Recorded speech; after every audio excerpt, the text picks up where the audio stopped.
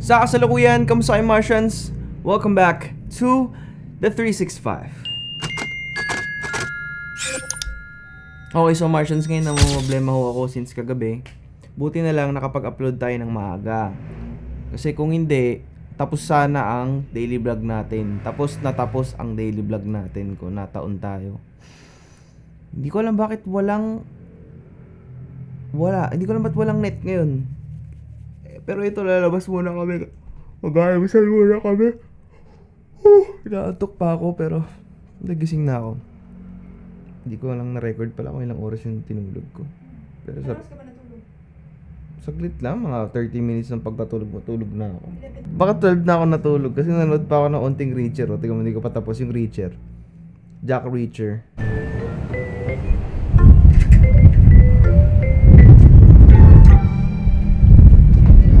Starbucks ba tayo? Rebilla! Home of the finest. Let's go.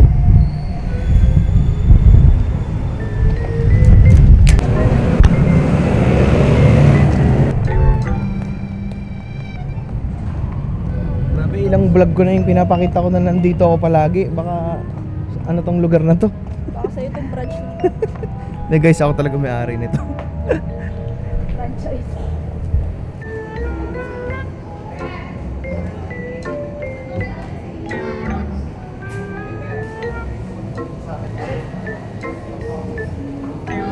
Nakalimutan ko sabihin na hindi lalagyan natin yung helmet.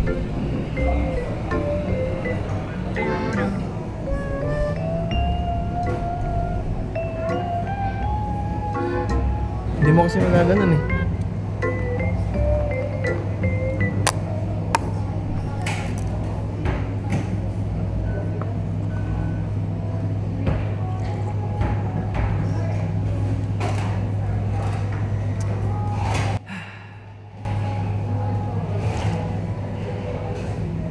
Okay, so isang maagang tambay dito sa Starbucks kasi wala kang internet. Ganun din naman pagdating dito. Pero mag-e-edit kasi ako ngayon. Medyo marami-rami ang gagawin nating edit. Yung sinut natin na BTS or Bangtan na merch. Hopefully dito mapakita ko na sa inyo sa vlog na to yung magiging output ng edit. Yung magiging resulta ng Lawa 10mm pang vlog. Pang B-roll. Obviously, marami pa tayong pwedeng gawin dito sa lente na to eh. Kasi ang pinaka-target ko talaga dito sa lente na to is real estate. Sobrang excited ako. Pero March pa ata kasi naka-schedule. Kaya ayun. Puro interview muna tayo. Comica naman tayo. Napansin ko lang kahapon sa Comica, kapag nakaharap ka sa camera, syempre nang hawak mo yung mic, tas medyo lumayo ka na ng mga at least 15 feet, tapos tumalikod ka away from the mic, medyo nagkakaroon na siya ng parang static or parang napuputol na siya, which is understandable kasi bakit mo nga naman gagamitin ng pagganon yung mic. Dapat parang laging inline siya sa receiver tsaka mic, alam mo yun, walang interference. Yun yung Comica kahapon. Pero ngayon edit muna tayo kasi para matapos na at focus na tayo ulit dito, dahil may gagawin pa tayong iba pang content, meron pa akong naiisip eh. So habang umaapoy yung isip natin sa mga bagay-bagay, gawin na natin, 'di ba? Kasi naman matenga. Kung papansinin niyo, laging nasa vlog si Airpat, ngayon wala siya. Si Ama, si Haring Seaman. Haring Seaman. Ano siya kasi, nasa Makati siya ngayon, guys. Busy yan, may mga internal affairs. Mainit pa, day. Mainit pa yan. Dito muna ako sa chorizo. Spanish. Ano? Spanish chorizo. Spanish chorizo. Parang ang hirap banggitin ng Spanish chorizo. Spanish chorizo. And mozzarella cheese. Ah. Ulam. Hindi na tikman mo na. Alam ko mo gusto mo tikman eh.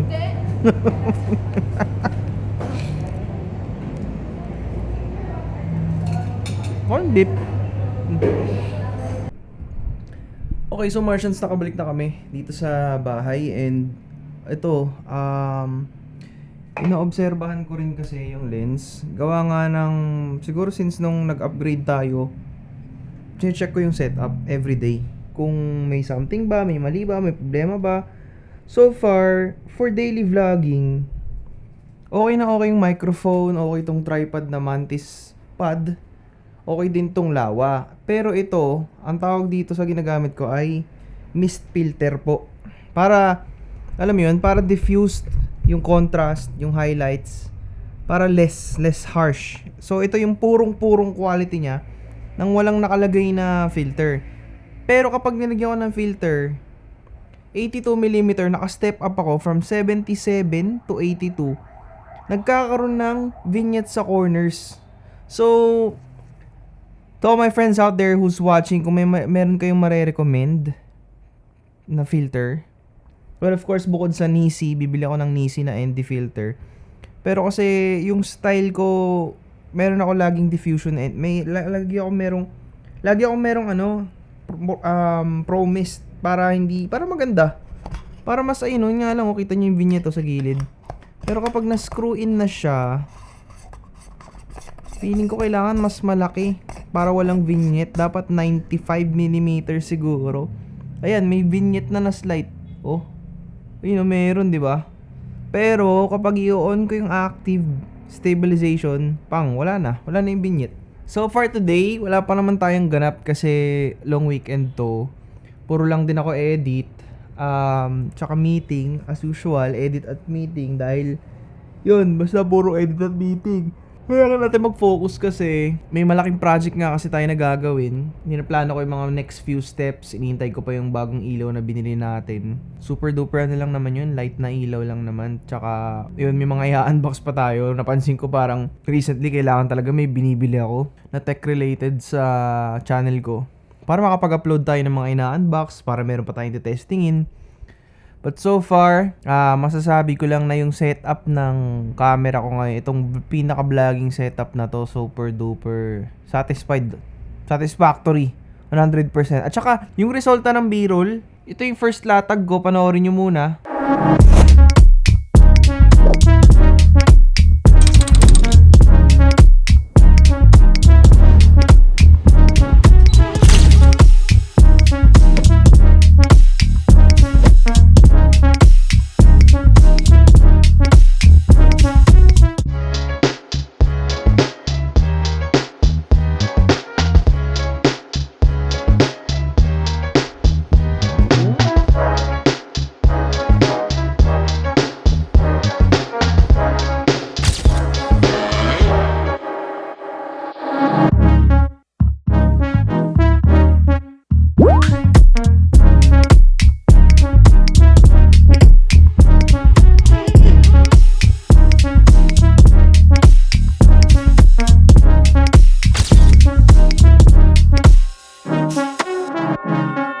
Yun, di ba? Sobrang okay siya. Gamit ko dun Lawa. Dalawang kinombo ko siya, binalance ko yung shots.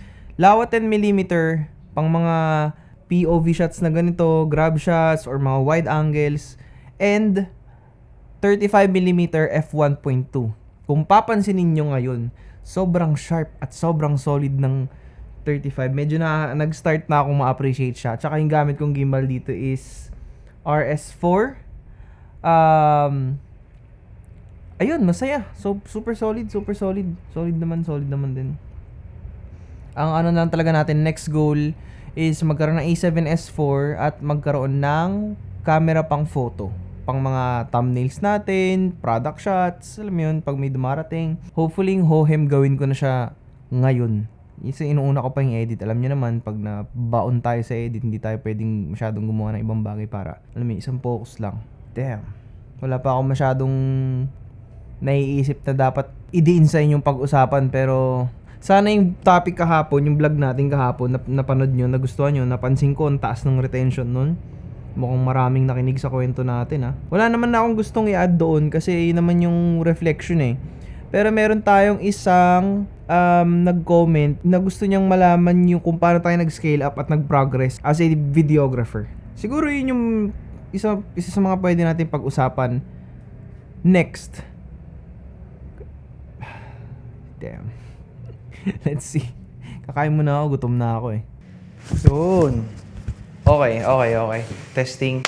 Sync. Okay, so Martians, since wala naman tayo masyadong ganap today, isa sa mga pwede kong i-share sa inyo, yung ang aking daily vlogging na setup, or basically yung vlog camera ko. Pero kasi over the days na lilipas, maa-update ko to. Papakita ko sa inyo yung daily driver, kasama yung bag, kasama yung possible na lens, kasama yung tripod na gamit ko. Tulad nito, ito yung gamit kong tripod, Mantis Pod 2.0. Medyo okay naman siya, pero may plano akong palitan to. Kasi before, ang totoong vlogging na tripod para sa akin, dalawa yung vlogging na tripod para sa akin. Ito, which is yung Joby Gorilla Pod. At ito, stand lang siya na plain na may ball head na kahit anong ball head pwede. Basically, tatlo ang pwede nyong gawing handle pang vlog. And ang masasabi ko lang ngayon is, hindi pa rin ako masyado masaya dito. Kasi honestly, mas masaya pa din to. Yung classic. Kaso kasi hindi na siya ganun feeling ko hindi na siya ganun ka-stable. Gawa ng mabigat na yung camera, hindi na rin magaan. Kailangan, ito yung 3K kit na hanggang ngayon mahal pa rin. Pero ngayon, medyo mura na ang 3K kit, mas mahal ang 5K kit. Pero kasi ngayon, distracting na talaga kung lalabas ka ng nakaganto eh. Pero kasi nandun pa rin yung element ng pagiging vlogger para sa akin. Compared dito, na, ewan ko, para sa akin, the best pa din. And ito, sige, sync natin sa Osmo. Osmo 1, 2, 3. Pang. Okay. So, nasa Osmo tayo ngayon. Ito yung ating vlogging setup. Okay, so ito yung pinaka-daily vlogging setup natin. So, thoroughly, makikita nyo, meron tayong cage na suot for protection ng camera in case bumagsak, in case may mangyari, alam yun. Tapos, syempre, yung binili natin, Comica VM40. So far, sa mga nagtatanong or curious, hindi nagpo-protrude yung haba ng mic sa wideness ng lens. Kasi, sa hindi rin nakakaalam, ito po ay full frame ultra wide. Itong Laowa 10mm f2.8. Wala akong problema sa low light kasi ang gamit kong main body is A7S III. Tapos kung titignan nyo sa harapan, meron akong promised na 1.8 lang naman. Hindi ako maglalagay ng 1/4. Yung 1/4 ko nasa B-roll lens ko, which is yung 35 ko. So part ng, mamaya papakita ko naman sa inyo yung dalawang lens na lagi kong bit-bit. Well, kapag nag-vlog ako sa labas, it's either ito ang bit-bit ko. Yan, A7S III. Nakakabit lang yan dito. Dito sa Mantis Pod 2.0. Papakita ko sa inyo, wait lang ha. Ito siya. Yan. Konektado lang yan dito. Tapos, yan. Ganito na siya. Ito na yan. Ito na yung daily vlogging rig natin. Yan. Diba? Wait lang ha. Di pa tayo pwesto. So, ito yung daily vlogging rig ko. Super daming nagtatanong nito. So, ang daming curious. Diba? Well, marami naman kayong pwedeng setup na buuhin. Which is super important.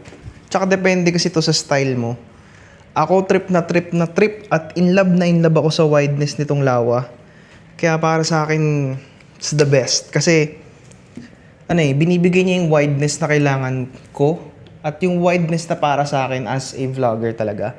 Kasi talaga pag vlogging, para sa akin wide lens kasi it's all about perspective, viewpoint, POV shots, and yung wideness. Kasi nga, when you're vlogging, you're telling a story, you're telling about your day, and you're basically talking about your life. So, teka ha. Roll muna tayo dito sa kabila. So, basically, next up, ano ang binibit-bit ko kapag nahihiya ako? Which is ito. Osmo Pocket 3. Creator combo na naka-promise na 1/4. Okay naman siya. Usually, gamit ko siya on auto. Hindi rin ako nagdi-dilag kasi hindi naman kailangan dahil daily vlog ako. And gamit ko tong paborito kong accessory na galing sa DJI. Sobrang solid, hands down. magagamit ko sa lahat ng bagay na pwede mong gamitin. Interviews, emergency microphone. Kaya hindi ko ma-let go yung Osmo Pocket. And usually si Osmo Pocket, ginagamit ko siya kapag wala ako sa mood, kapag behind the scenes, or kapag nahihiya ako mag-vlog publicly. Automatic, Osmo Pocket ang gagamitin ko. Yun nga lang, Martians, yung downside nitong Osmo Pocket na creator combo, ang bilis malobat ng handle and medyo malaki yung memory na kinakain niya, almost the same as S3. Kaya masakit kapag behind the scenes kasi umaabot ng almost 50 gig, 30 gig, ganun yung mga memory. Kaya ngayon, kung nagtatanong, curious kayo, ano nga bang ganap ng daily vlog, araw-araw ko rin dinidelete yung files bukod sa araw-araw akong nagsushoot. At 4K ako araw-araw nagsushoot. Kahit sa Osmo Pocket yung settings ko is 4K. Hindi lang talaga ako artsy or fancy masyado sa paggamit ng Osmo kasi gusto ko straight up. At syempre, kung hindi naman Osmo ang gamit ko, kapag sobrang wala ako sa mood or bad trip ako, cellphone, iPhone 11. Basic, sobrang basic. Kaya yun, masasabi ko lang, sa mga nagpaplano mag-vlog or nagbabalak mag-vlog dyan, walang masama kung itatry nyo. Sino market? So sa mga nagpaplano mag-start ng kanilang vlog, okay lang, walang huhusga. Either way, pwede kang mag-Osmo, pwede kang mag-cellphone, pwede kang mag-GoPro, pwede kang mag-S3, pwede kang mag-FX3, FX30, kahit ano pwede mo maging vlogging camera. But the big question is, kailan mo sisimulan yung pag-vlog and kung paano mo siya ma-execute. Later down the line, well, ganito kasi yan, pag nag-start ka mag-daily vlog, wag mo munang iisipin yung theme, yung galaw, gamayin mo muna siya. As in, mag-start ka muna kung saan ka mas komportable. Ganun nangyari sa akin before, yung first vlog ko, kung magre-react tayo, ang gamit ko ho nun, sa first vlog ko is 700D na may nakakabit na hindi nakakabit sa ibabaw, may microphone talaga. May microphone siya. 'Di ba kunwari ito 'yun. Kung papakita ko sa inyo, ito 'yun. May mas malaking version nito dati, kulay puti, as in mas OA pa. Tapos nakaganto lang siya. Paano ba 'to?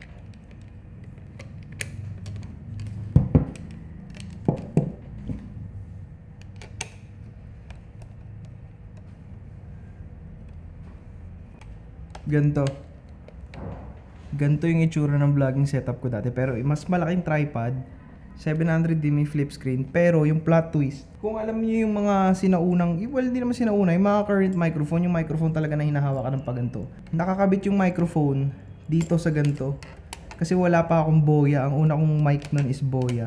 So pag ganyan yung itsura ng vlogging setup ko dati, grabe, mag-work pa rin kaya ito ngayon kung ganito yung kung ganito pa rin yung vlogging setup. What's up, guys? Welcome to my vlog. Tapos magagaganon ka dun, oh. Putik na yan. Ha? Hindi, kasi sira na yung shutter nito eh. Pero mapapaayos pa to. Nasira kasi ng ayun, basta may nakasira. In-overuse, hindi iningatan. Pero kung sa tingin nyo ba, ha? Mapapaayos pa to? Siguro kung mababalik ko tong setup na to, itatry ko minsan isang vlog, ganito lang gamit ko pa ganito. Guys, what's up? It's kit lens. Diba? Walang masama mag-start sa kung ano man. Ayay. Agoy. Grabe, binugbog talaga, oh. Bugbog yung gamit eh. So dami camera na lang to basically. Pero sa tingin nyo guys, kung ganito yung setup nyo ngayon, mag-work pa rin to. Yun nga lang, 700D siguro, 80D. Canon pa rin kung magsisimula ka mag-vlog para sa akin. Canon, pinaka-best. Sawak mong ganyan, no? Thumbnail. Thumbnail tayo. Diba? Ganito ako mag-vlog dati. Ganyanin ko pa yun. Ha? Ito una kong camera. Oo. Tapos yung una kong binili, yung inutang ko pa sa'yo. 700D. 15K. 15K yun. Tapos yung bumili ako ng M50, 45K.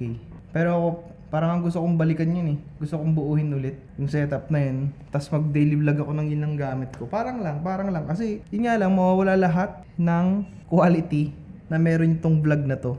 Isa sa mga pinaka-kinikator ko sa channel na to is yung quality. Especially quality of work, quality of storytelling. Pero kung ito, daily vlog ka, ganito. Kung sa lahat, palpak dito, audio. Lens, sakto lang. Makabita mo pa ng ilaw. Tingin nyo, guys, comment down below kung gusto nyo makita mag-vlog ng ganito setup. Gagawin natin to someday. Yung pinaka-classic vlogger. The classic vlogger setup.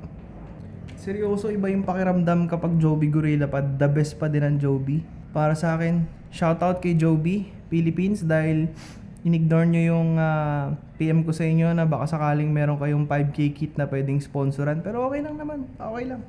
Okay lang yun, Joby. Pero kasi ito yung patunay na hanggang ngayon, mahal ko pa rin ang Joby dahil nga ang sarap sa grip. Masarap siya sa grip talaga, especially for vlogging. Nga lang, di siya pwede dito sa S3 kasi baka malaglag, masira. Tapos ang buhay natin, tsaka tapos yung career natin. Ganda eh.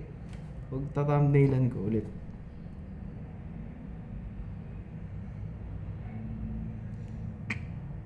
Thumbnail. Kailan lang mag-thumbnail. Nalilimutan ko kasi minsan eh. Sana guys, magkaroon tayo ng opportunity na bumuo ulit ng gantong setup. For the sake of experiment lang. Kasi, minsan naka-curious ako eh. Kung what if ngayon mag-vlog ka nang naka old school setup ka. Para kasi sa akin yun yung old school. Baka yung iba may mas matanda pa dyan na version. Basta kayo yan, kwento niya yan eh. Pero yung akin kasi kwento ko, ito yun. Ito yung old school para sa akin. Diba? Canon. Boya BY-MM1. Joby na binili sa Baclaran, yung puti na malaki. Na karumal-dumal tignan. Kung green-minded ka, iba yung papasok sa isip mo sa ganito. Tsaka ang bigat ng setup ko nun. Pero mabigat naman yan. Ha? Maganto. Pero naalala mo pa nung bumili rin tayo ng lens. Tapos Valentine's yun eh. Doon ko unang naging wide yung lens ko pang vlog. Magkano na kaya 700D? Anyway, sa mga vloggers din na nanonood dyan, comment down below ano yung vlogging setup nyo. Alam ko marami sa inyo naka A64, ZVE10, Canon. 700D, nasa 12,000 pa. Not bad. All goods! Yes, may wifi na ulit. May wifi na ulit sa wakas. Alam mo, isa sa mga inaalala ko today, kung makakahabol ba tayo ng upload o may mamimiss ba tayong upload. I-consider ko ba natapos na 365, pero isa to sa mga pinaka-essential. We're back, 578. Yes, my God, thank you Lord. May wifi na ulit. So, kaya muna tayo. Sa baba. Nagluto kasi si Bossing, so may bago siyang ipapatikim na luto sa akin. So, let's see. Ito pala yung ulam natin, garlic. Garlic tsaka kanin lang pala yung ulam natin. Akala ko naman special. Hindi pa. Okay, sige. Okay, so guys, alam niyo yung nakakatawa. For humor lang. For sense of humor lang.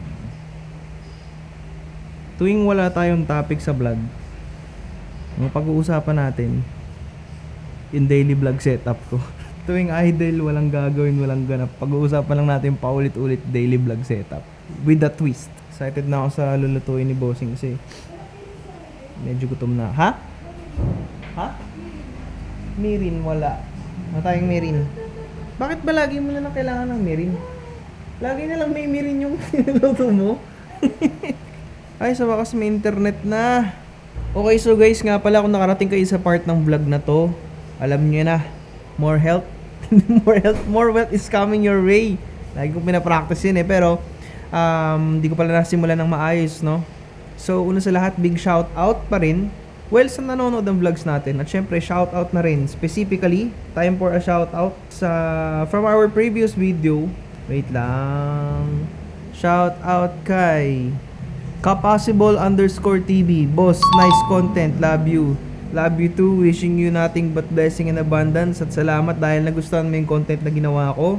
Medyo personal at malalim yung atake ko dito sa mga naging vlogs ko recently, pero hopefully it's not a special, pero alam mo yun, sa next special vlog natin, medyo iaharabas pa natin hanggang sa ika 365 na vlog.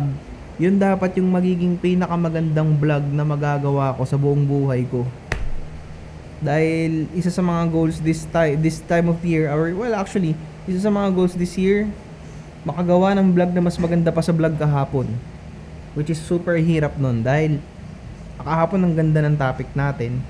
It's one for the books, I think, para sa akin, and it's one of the most commonly asked questions na na-encounter ko, hindi lang sa YouTube. Most probably, especially sa TikTok. Wow! Ang tawag dyan? Beef salpikaw. Gaga. Ang tawag dyan? Creamy beef mushroom. Creamy beef mushroom with beef. Tikman natin. Okay na yan. Masarap yan. Wait lang, kukuha ko ng kanin. May kanin tayo dito. Ayun ba yun? Lagyan mo na ako dito, bawagan mo ako please. Gagarnishan pa? Medyo tom goods na eh. Ikaw muna ko kayo. Lagyan mo na.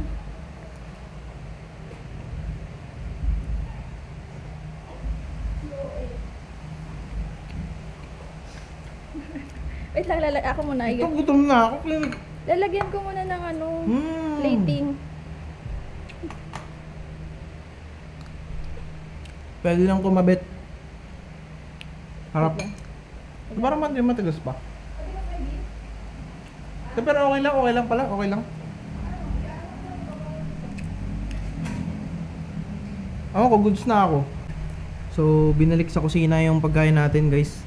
Kasi, replating niya pa raw, tsaka... Plating na Yun. lang bahay. Wow! Best budget meal 2025.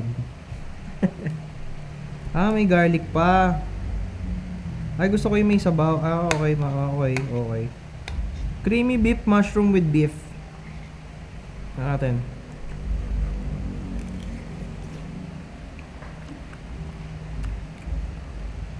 The perfect bite.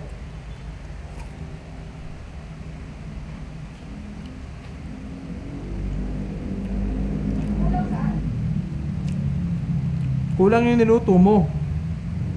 Masarap para sa akin, okay siya. Lunas sa pagka-bad trip ko kahapon.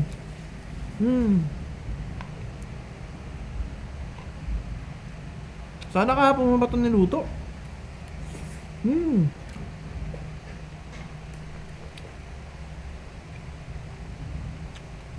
Damn bro.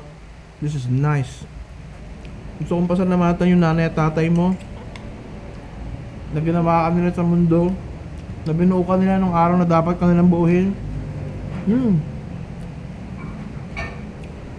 Kaya lang kulang lang sa palambot, pero masarap. Payag ako meal prep.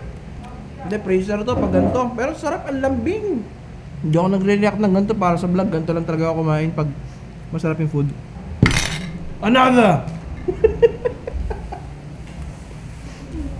Babasagin yung plato. Another!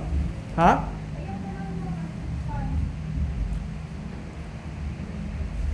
Bro, it tastes like home, bro. Okay. All I see across the room, X marked on the spot. Everybody tryna zoom. This is casual, another night with the wolves, but I should be dealing with them. She's a damn professional. Making plays for, don't need to be told. Yeah, she knows. Got these fellas down bad and everybody else mad.